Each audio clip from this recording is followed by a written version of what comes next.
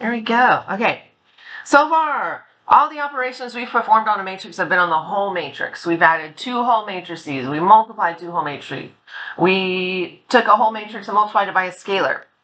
However, you can also do operations on just one row of a matrix. That's what's called a row operation. It's when you're doing something to just one row at a time.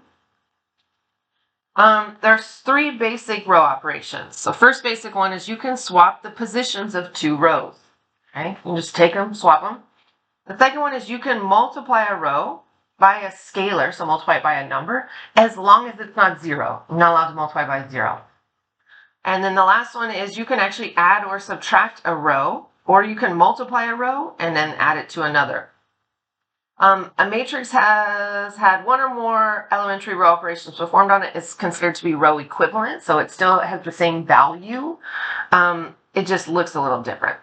It's also customary to write the row operations that you do right next to the row that you're doing it to. I'm going to show you the reason why we're allowed to do that real quick. So I have 3 equations up here on the board. So when you write a system, or when you write a matrix that you're allowed to do these row operations to, you're basically just taking numbers from this system of equations or from any system of equations.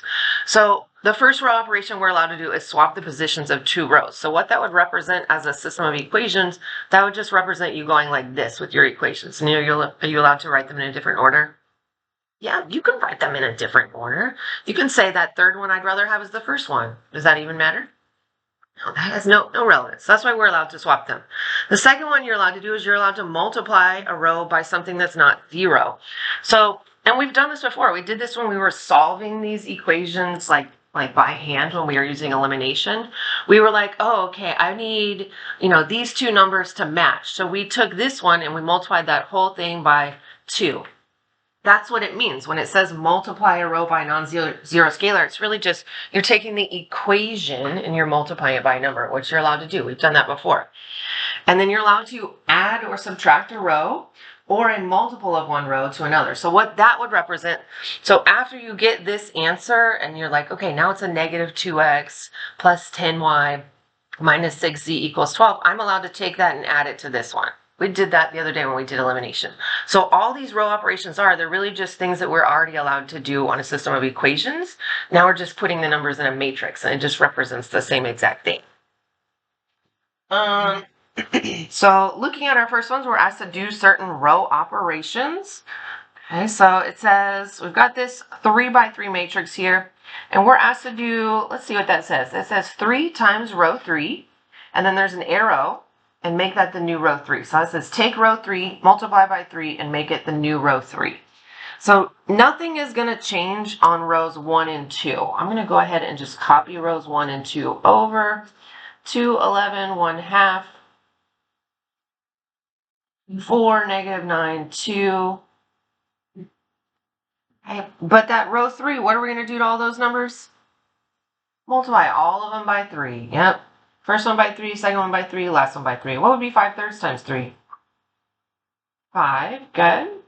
And what would be negative 1 times 3? Negative 3.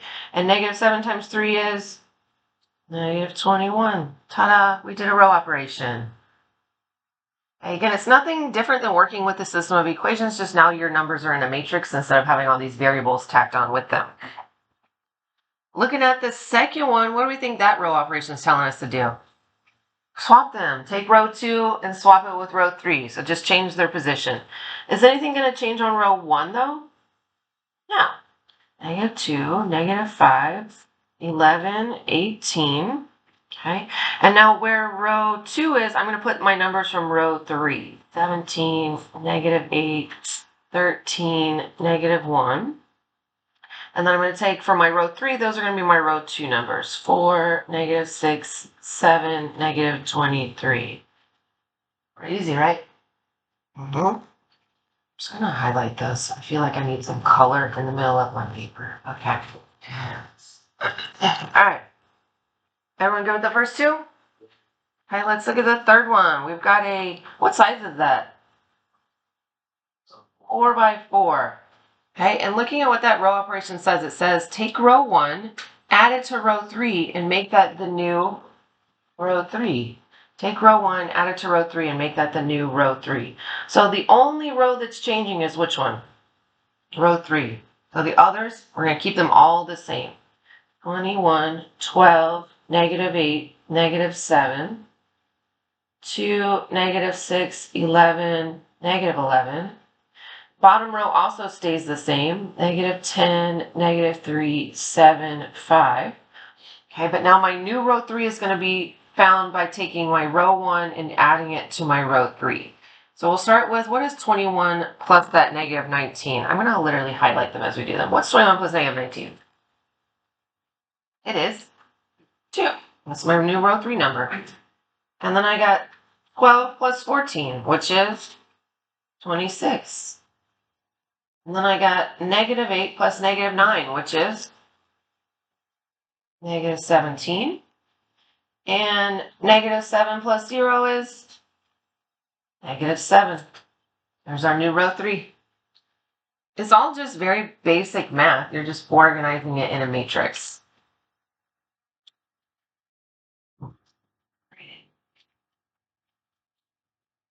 Okay, questions on this one? Okay, looking at the fourth one here, what size is that fourth one? 3 by 3, very good. Okay, and looking at what row operation we're asked to do on this one, it says take row 1 and add it to what? 2 times row 2 and make that the new row 1.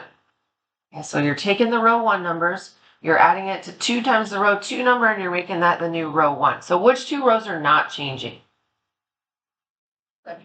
Second and third. Just recopy them over now. 4, 5, negative 1, 8, negative 12, 1.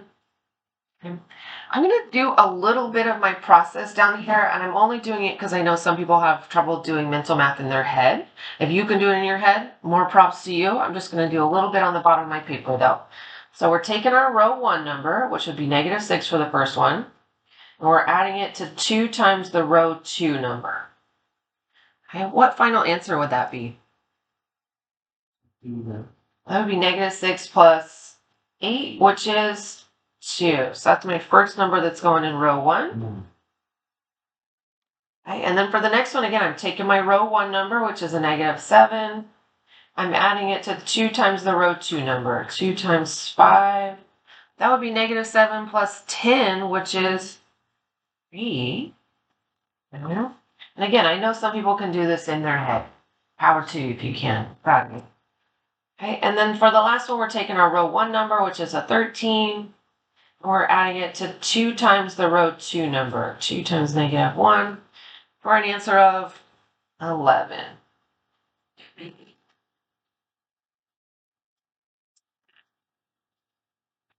Good so far on our row operations?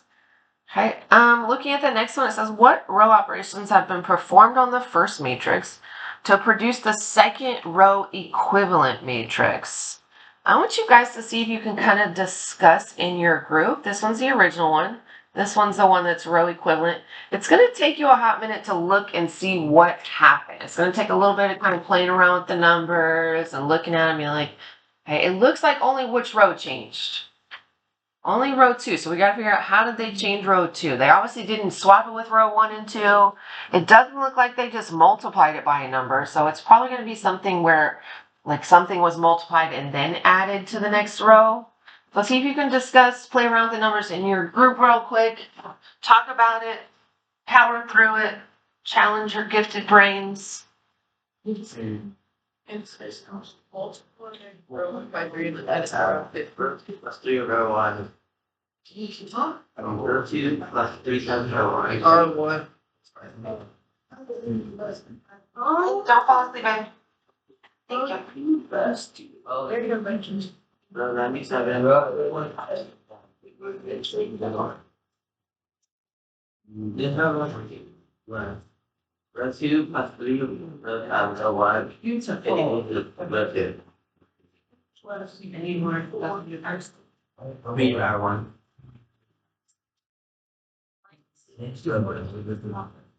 On those only.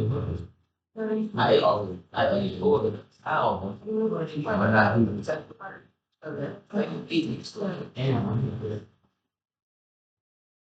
oh, be going on. Oh no way. This is like I need to think that.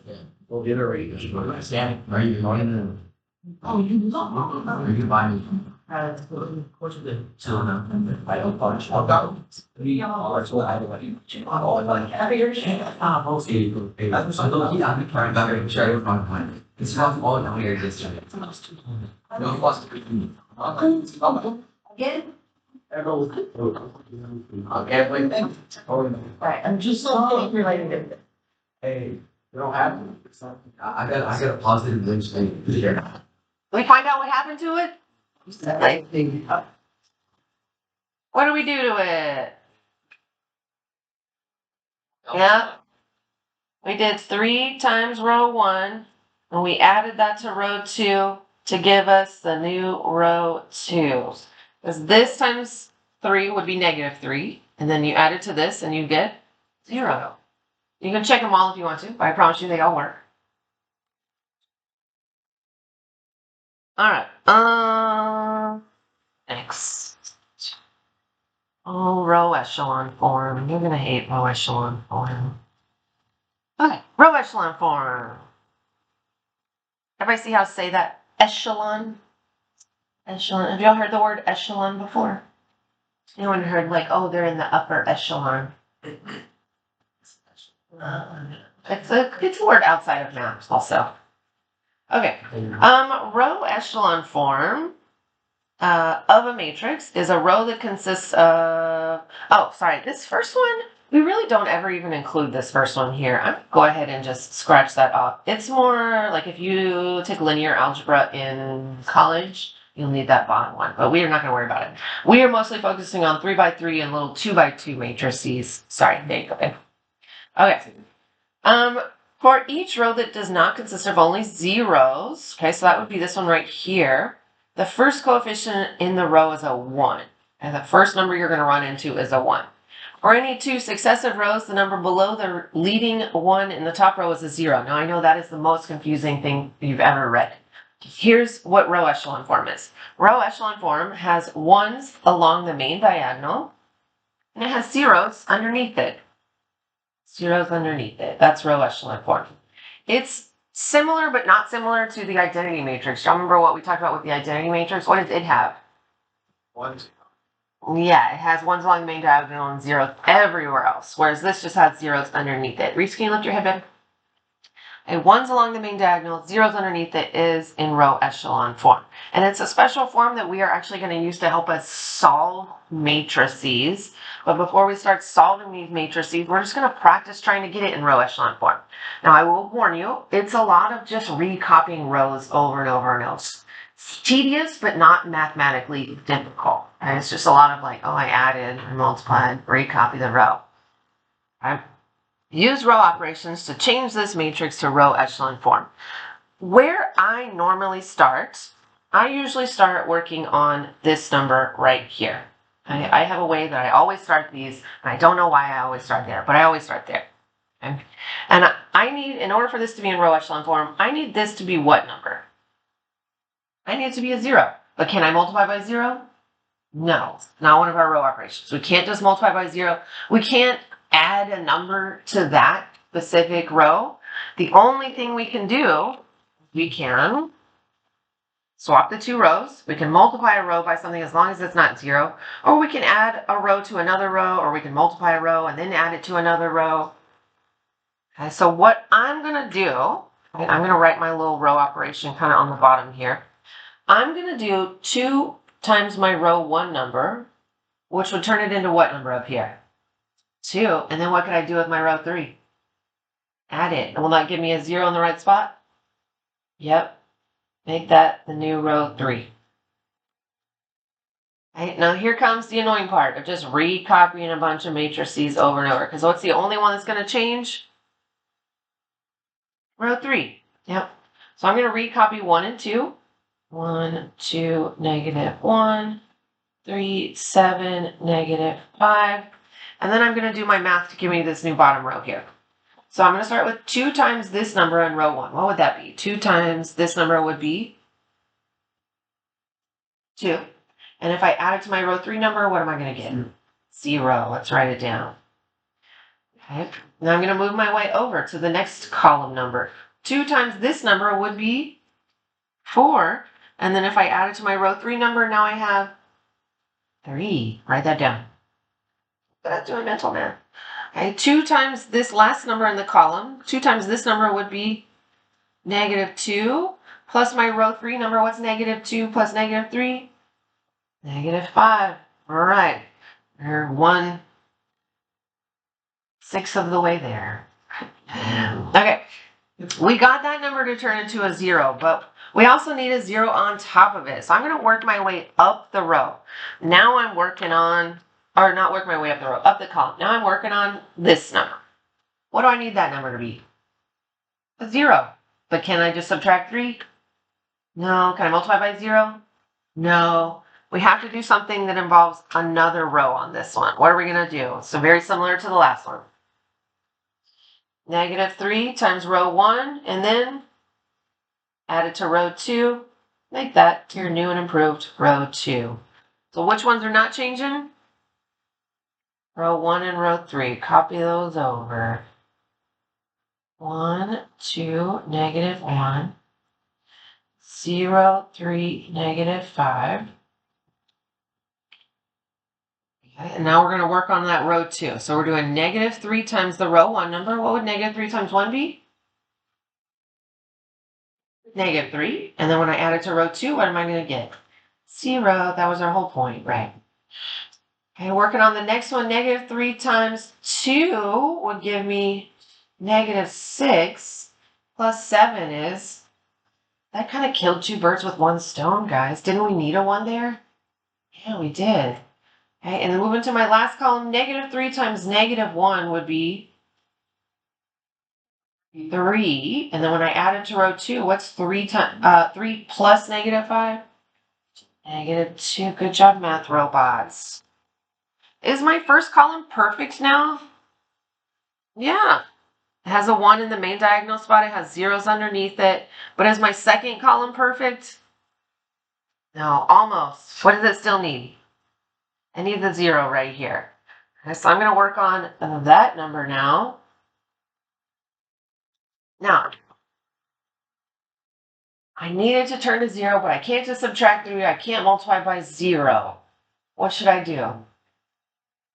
Oh, I heard Val say it. Or, -2 times row 2, and then, or not -2, -3, Val. I know, it's okay, and I believed you when you said it. You said it with such conviction. -3 times row 2, and then add it to row 3, and make that what? Make a new row 3. So 1 and 2 are not going to change. 1, 2, -1, 0, 1, -2. Bless you. Bless you. Okay, so now we're doing -3 times our row 2 number, and then we're going to add it to row 3. So for the first one, that would give me a big pile of 0. Thank goodness we didn't ruin it. And then we'll do -3 times 1, which is -3, plus 3 is 0. Okay.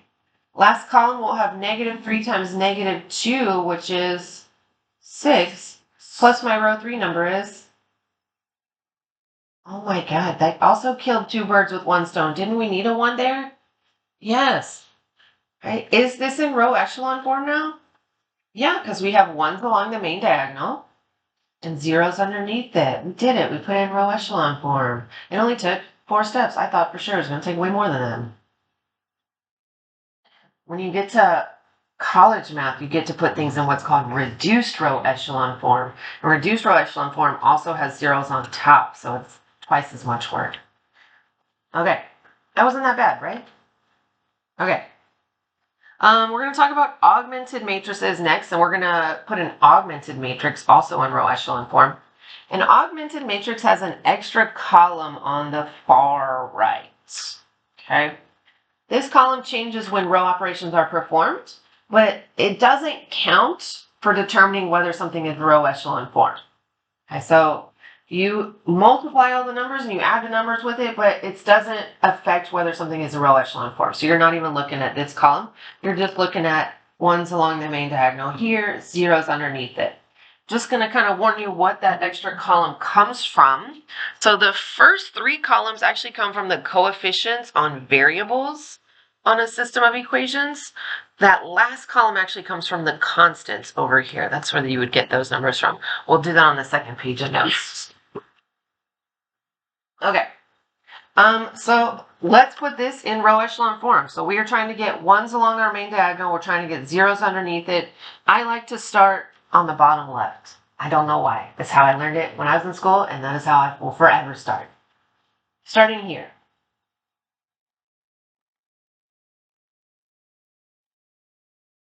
All right.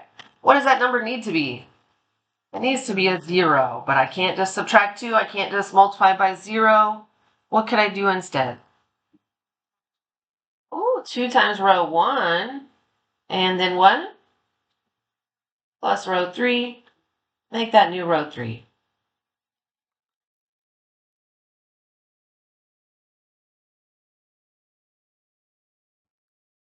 All right, so I'm going to recopy 1 and 2 over. Negative 1, 3, 0, negative 4, 1, negative 2, 3, 9. All right. Does anyone find themselves needing a little bit of scratch work in order to see the calculation? There's no shame in doing a little scratch work. Okay. 2 times my row 1 number would be negative 2. When I add it to row 3, what do I get? Negative 2 plus 2 is 0. Okay. And then to the next column, 2 times 3 would be 6. And then when I add that to negative 5, I get 1. Okay. And then the next column, 2 times 0 would be 0. And when I add that to row 3, what do I get? Well, 0 plus 5? 5. And again, we still need to do that last column now, that augmented column. 2 times my row 1 number, that would be negative 8. Negative 8 plus 17 is 9. Is it 9? Yeah. Okay, thank you. Just need someone to concur. All right, got a 0 in the right place now. Again, I like to work my way up the column. So the next number I'm working on is the one right above it. This one doesn't need to be a 1. What does it need to be? A 0. I see a very easy way to turn it to 0. What do we need to do?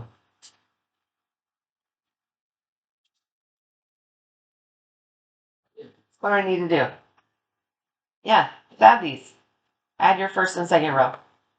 First and second row added, and make that new row 2.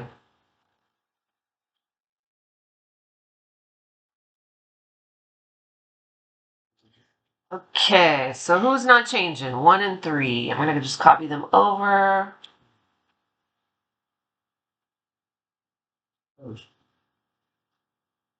Okay, now my new row 2 is going to be found by adding the number in row 1 and row 2. Negative 1 plus 1 is 0, which we needed. 3 plus negative 2 is 1. Oh, didn't we need a 1 there? That's nice. 0 plus 3 is 3. And negative 4 plus 9 is 5. All right, is column 1 perfect yet? No, what's still wrong with column 1? There's a negative 1 on that top. What does it need to be? Positive, but how can I make it? Yeah, just multiply by negative. Negative 1 times row 1. Make that new row 1.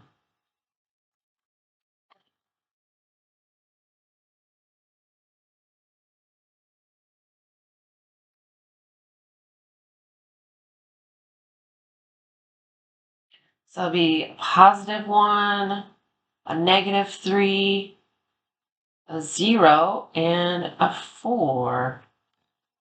You know, if I would have planned things better, what I probably would have done if I could work this question again at the very beginning, I might have just swapped these rows. If I swapped those 2 rows, and I would have had a 1 in the right spot. But, oh well, it's too late now. It's too late now. We're in it. Okay. Looking at that matrix now. Is column 1 good? Okay, so I'm going to move my way over to column 2. Looking at the bottom, I got a 1 here. And what does it need to be? It needs to be a 0. What could I do to make that a 0? I can't just minus 1. Can't just times 0. What? Negative row 2, and then add it to, yeah. You can always subtract, but I promise you, people make mistakes with subtracting, so I try never do subtracting. I try and just multiply by negative and then add, because I see so many more mistakes when people are subtracting. So I'm going to do negative times row 2, and that'll make them all negative. And then add it to my row 3, and make that, which one? New row 3. And I have no room over here, so I'm going to swing my answer down on here.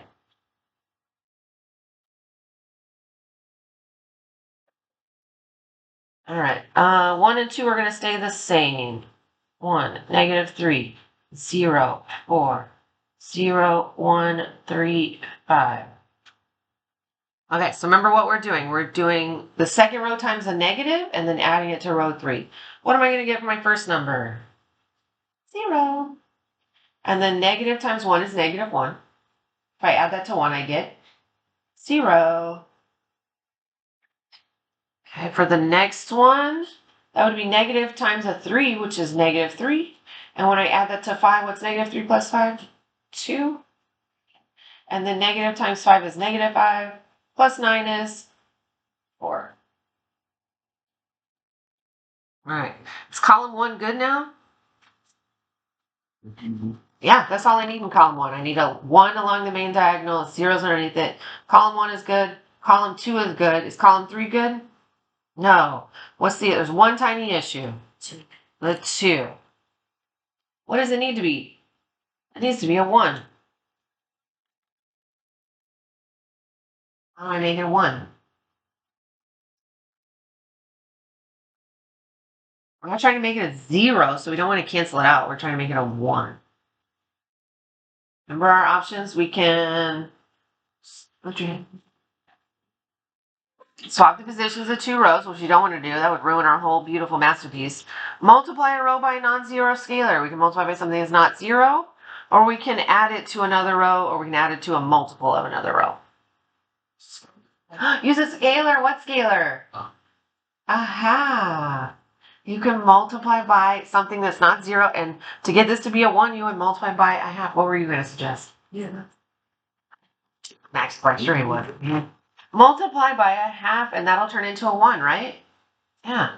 1/2 times row 3. Make that new row 3. This should be our final answer. 1, negative 3, 0, 4. 0, 1, 3, 5. And then a half of 0 will still be 0. A half of this 0 will still be 0. A half of 2 is 1. And a half of 4 is 2. Ooh, that was so beautiful. We did it.